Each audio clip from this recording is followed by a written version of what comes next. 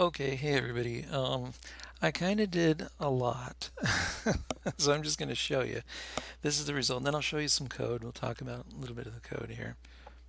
Excuse me. So I kind of have been working on the platformer.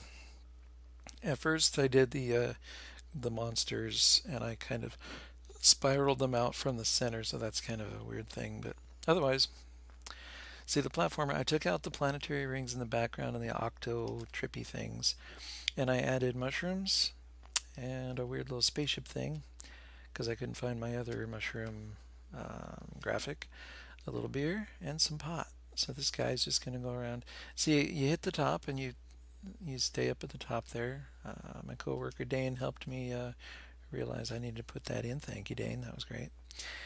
And I noticed there's still a glitch sometimes, like you'll fall through the floor, which is quite large. So I just kind of put a little floor at the bottom there so you don't go too far and you just come right back up. But I will fix that eventually. Um, and I just wanted to kind of highlight the platforms, with the little dots moving inside them because I just think that's one of the coolest things. This is only, again, going to be one of the themes that I produce for my first kind of 2D platformer release. Um, so a couple things that I did. Points in it. Okay, rectangles. So boxes, what did we do here? Set the box position. So this is the floor. I just created one for the bottom floor and made it huge. And then every other row is going to have 20. So there's rows based on the y coordinate. Okay, the top and bottom coordinates. And then I set them all up, and it's like kind of random and stuff. But the size is almost all the same. They're all 0.5, and that's why they kind of overlap because the random location. And then so, anyways, and then I got a little tricky with the index here, 50,000 divided by the number of boxes, and then obviously it just goes through there. That's the points inside the boxes.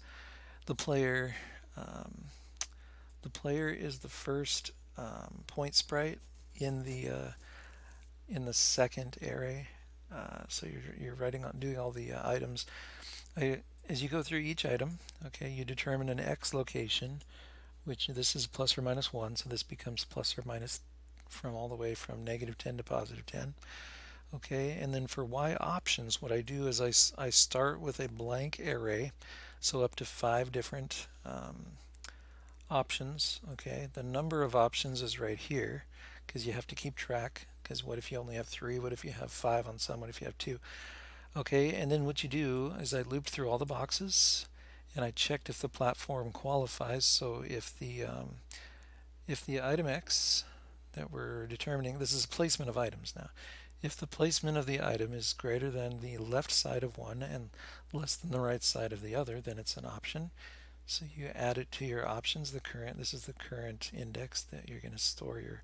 So that's basically storing the level. Like let's say it's the level's -7, -5, -3, all the way up to wherever. Then it stores it in there, and then it increases the index. Okay, so the next time that it finds one, it will put it in the next location. Okay, pick one random Y option. Then when it's finally done, then you take random times the number of options that it ends up being. And of those options, okay, and then you add a number that I figured out to get them to sit directly on the platform, which is actually half the size because they're all 48 pixels point sprites. So half that size, which is 24, divided by 1080, okay, and then times 2 because dividing by 1080 is only half the battle. Okay. And then this is the circle of items. I just created a radius, um, and then I ended up not using that variable.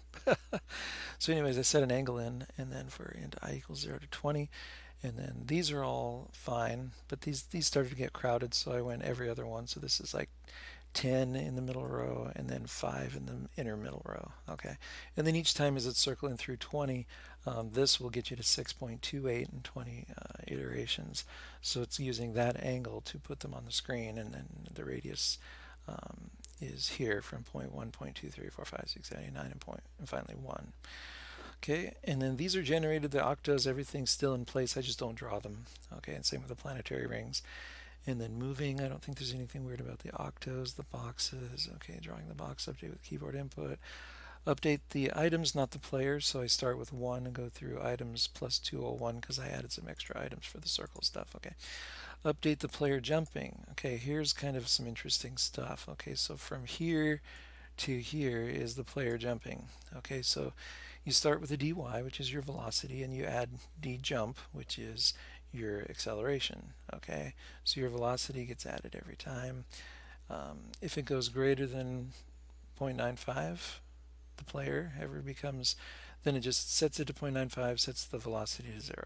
Okay, so otherwise we're going to find the highest platform, y, underneath the player. So we want the y coordinate for that platform.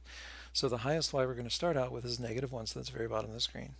And then I is 0 to boxes. Okay, so let's going to look through every single box. Okay, so if the coordinate that we're looking for the player is greater than or equal to the left side of one particular box, or it's less than the right hand side of the box, and the y coordinate is greater than the current top of that box, then the highest y is now the top of that box plus the 0.05.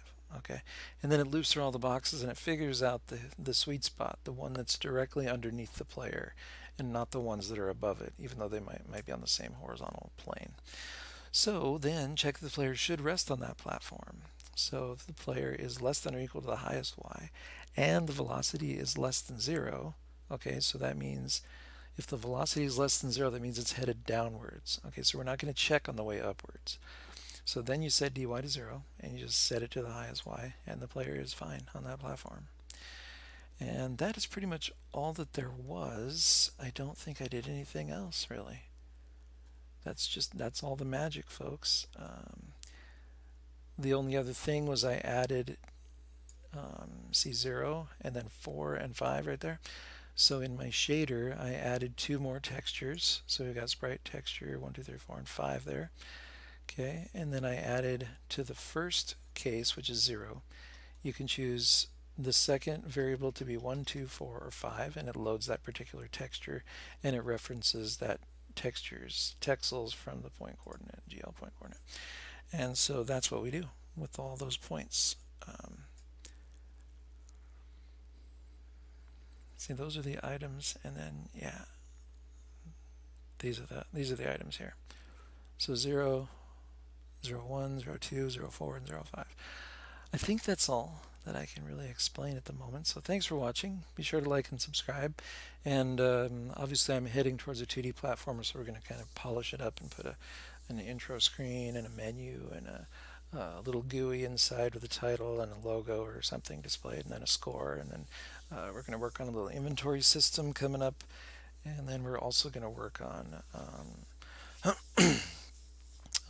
inventory system and scoring. Okay, so stay tuned for that. Thanks for watching. Be sure to like and subscribe. And this has been what I've been doing in a nutshell. So.